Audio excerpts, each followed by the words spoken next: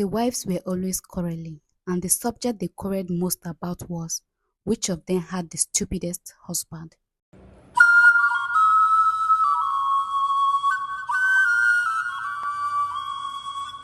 In a little village many years ago, there lived two couples side by side.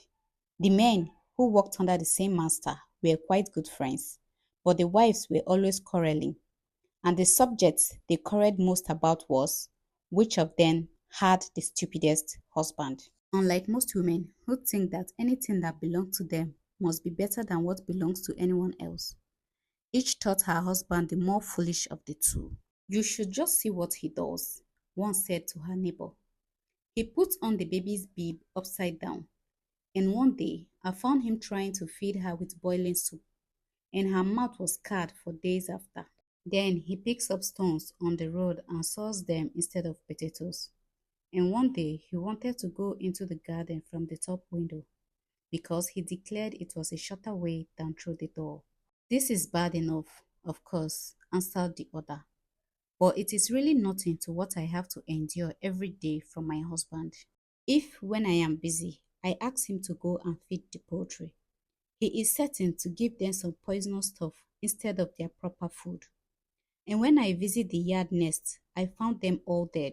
Once, he even took my best hat when I had gone away to my sick mother, and when I came back, I found he had given it to the hen to lay her eggs in.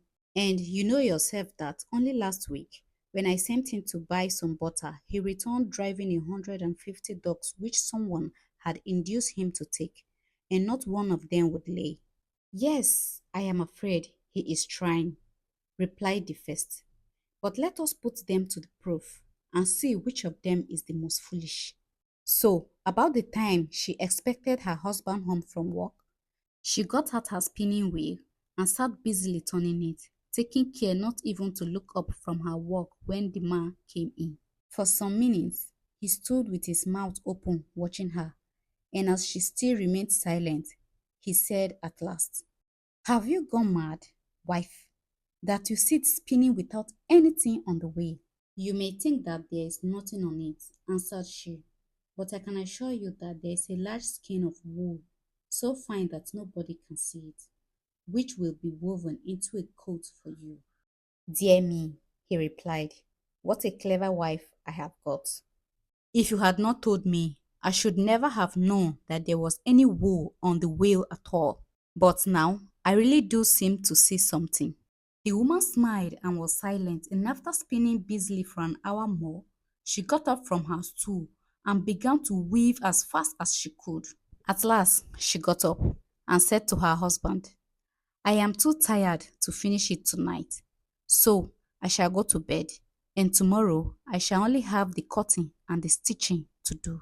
So, the next morning, she got up early, and after she had cleaned her house and fed her chickens and put everything in its place again, she bent over the kitchen table, and the sound of her big scissors might be heard, snip, snap, as far as the garden. Her husband could not see anything to snip at, but then he was so stupid that it was not surprising. After the cutting came the sewing. The woman parted and pinned and fixed and joined, and then, turning to the man, he said, "Now it is ready for you to try on."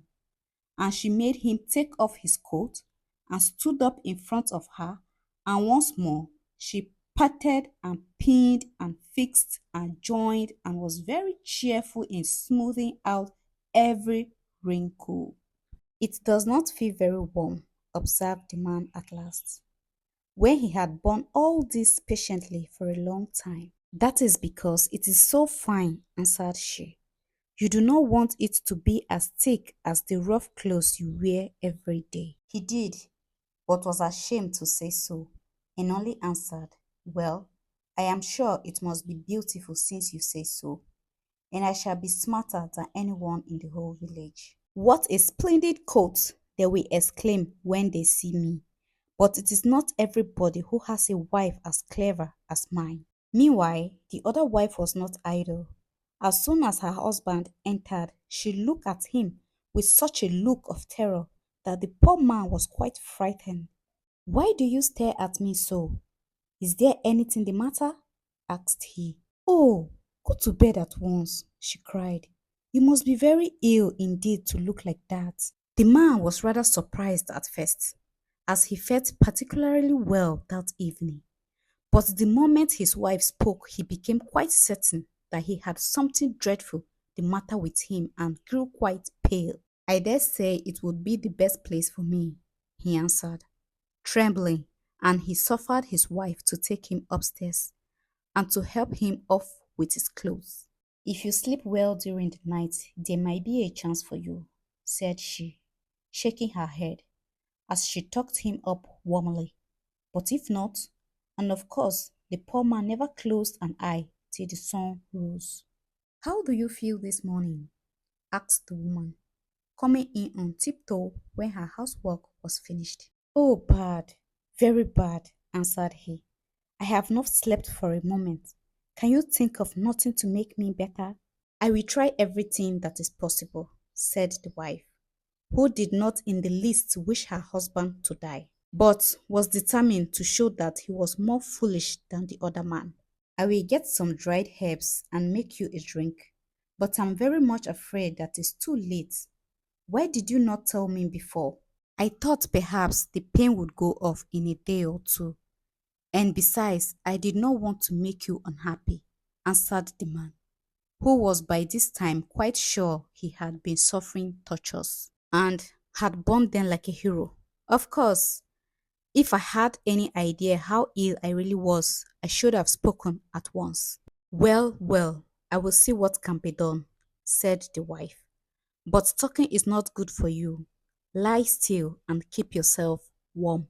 All that day the man lay in bed, and whenever his wife entered the room and asked him, with a shake of the head, how he felt, he always replied that he was getting worse. At last, in the evening, she burst into tears, and when he inquired what was the matter, she sobbed out, "Oh, my poor, poor husband, are you really dead? I must go tomorrow and order your coffin."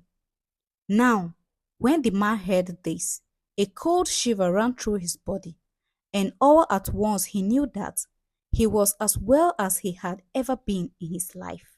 "Oh, no, no," he cried. "I feel quite recovered. Indeed, I think I shall go out to work." "You will do no such thing," replied his wife. "Just keep quite quiet, for before the sun rises, you will be a dead man." The man was very frightened at her words and lay absolutely still while the undertaker came and measured him for his coffin, and his wife gave orders to the grave diggers about his grave. That evening, the coffin was sent home, and in the morning at 9 o'clock, the woman put him on a long funeral garment and called to the undertaker's men to fasten down the lid and carry him to the grave, where all their friends were waiting them. Just as the body was being placed in the ground, the other woman's husband came running up, dressed as far as anyone could see in no clothes at all. Everybody burst into shouts of laughter at the sight of him, and the men laid down the coffin and laughed too, till their sides nearly split.